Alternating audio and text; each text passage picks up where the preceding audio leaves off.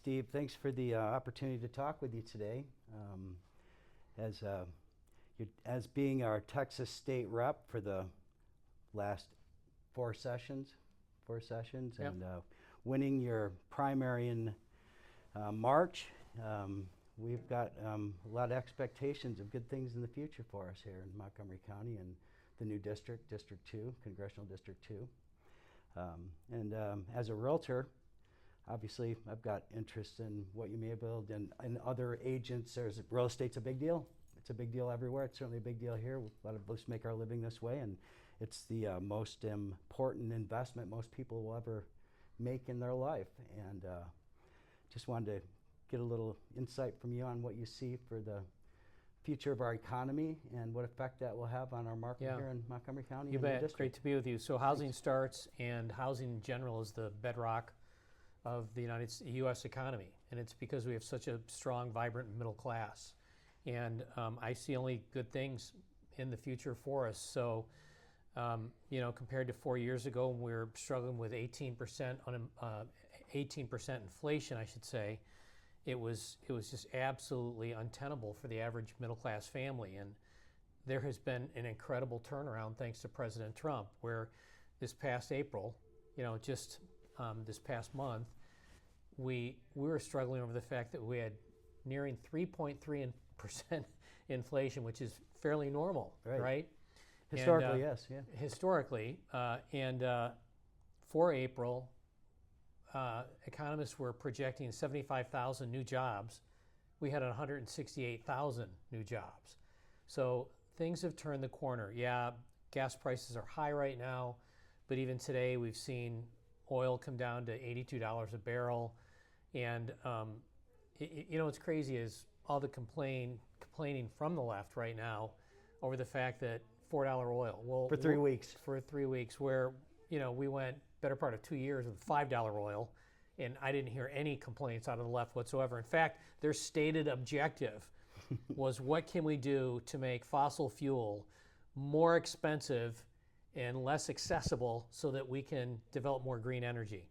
But now all of a sudden they are carrying about $4 gas for a couple weeks, and it's already come down. The hypocrisy is just built Off the into charts, who they off are. the charts, Yes. yeah. Yes. So, but back to your question, yes, I think, I think that the days of the Texas miracle and the days of opportunity, great opportunity for Texas in the housing market here, especially in South Montgomery County, have never been better. I agree.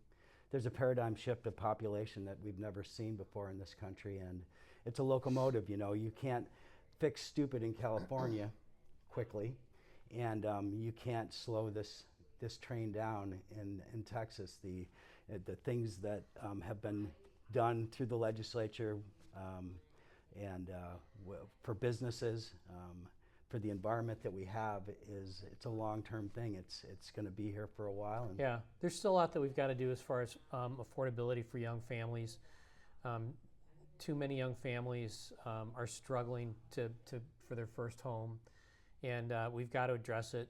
And a lot of this goes back to just the effects that we've had of uncontrolled, unregulated, illegal immigration that we've had across the United States. And Trump has closed the border. That's great, but there's still a hangover from 4 years of the Joe Biden years, where we've had millions of people that have come in here that are using our resources, that are taxing our everything from Medicaid system to our education system to criminal justice. I thought they were net plus positive. I'm kidding. I mean, immigration. That's what we hear, right? They're better citizens than we are. Well, right. Yeah. Right. But anyway. 53% of the babies born in Texas are Medicaid births. Wow. 53%. That's not sustainable. And the budget for Medicaid in Texas is what percentage of the budget? budget? So it used to be education. It used to be education and transportation were the two biggest drivers. Now it's education and Medicaid are the two biggest. Medicaid used to be 30 years ago, Medicaid was maybe 3 or 4% of the budget. Now it 3 goes or 4%. 3 or 4%. And today it's 30? Today it's 30%. Right. So, amazing. yeah. It's amazing. So another thing I think it needs let's get this on the table. This inflation rate is based on not gas prices and not food prices. During the Biden administration, that worked out really well for them in deceiving us into believing that the inflation wasn't as bad as it was. It was off the charts. It was off the charts. It was absolutely off the charts.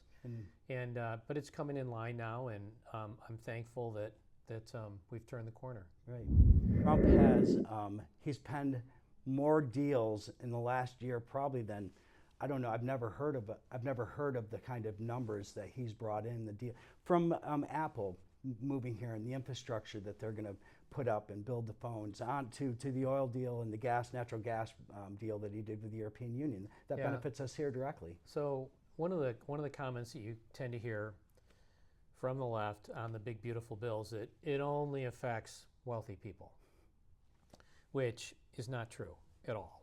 It's not even close to being true. The vast majority of the benefit of the big beautiful bill is middle class Americans. It's not wealthy. It's not the top 1%.